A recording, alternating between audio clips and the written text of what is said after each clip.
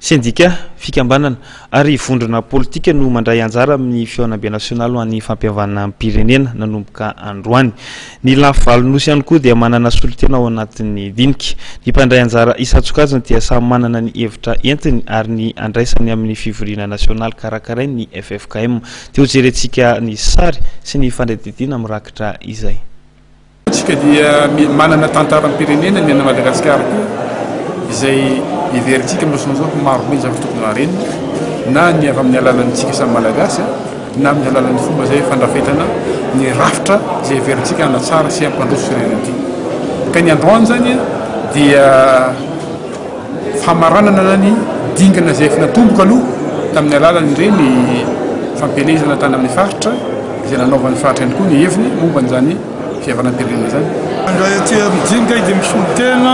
ny avy any amin'ny faritra Atsimasinana. Fa ny solitena avy any amin'ny faritra ao amin'ny distriktan'ny Bangaindrano zahay izao misolitena any amin'ny anaran'ny association de lois sans environnement karakaran'ny tontolo iainana. Amin'ny anarak'izay koa dia tonga aty daholo koa ny ampanjaka rehetra avy amin'ny faritra Atsimasinana iny. Avy ao ny ao Bangaindrano,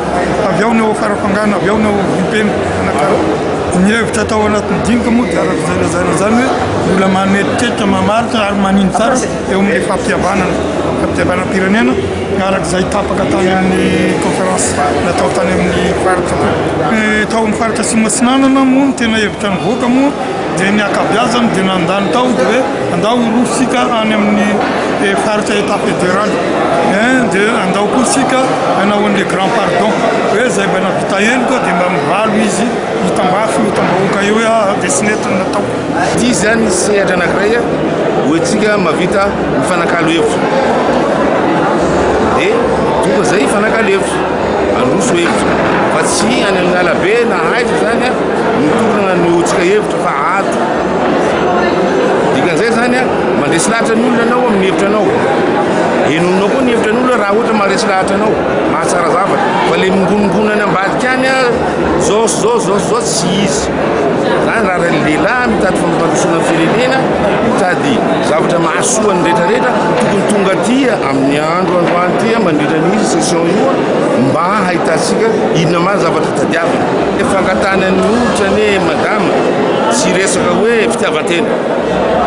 fampitsahivana fotsiny any aminazy fantatrefa mahanitra firenena fantatrefa sahirana fotoanam-pizakana fampitsahivana fotsiny fa tsy hoentinay inana kotaba io na hoentinay andeha aneligelina ny fotoanam-panjakana sanatria raha azonay atao raha manampy fotoanam-panjakana ampinay na dia io vola azonay io zany misy nangatany fotoanam-panjakana hoe omeo ampahany io hoentsika mpandroso firenena za mino en tant que président mahandresy lahatra ny namanay anome ampahambola io tsy maintsy miavana rehefa tiana androso ny firenena.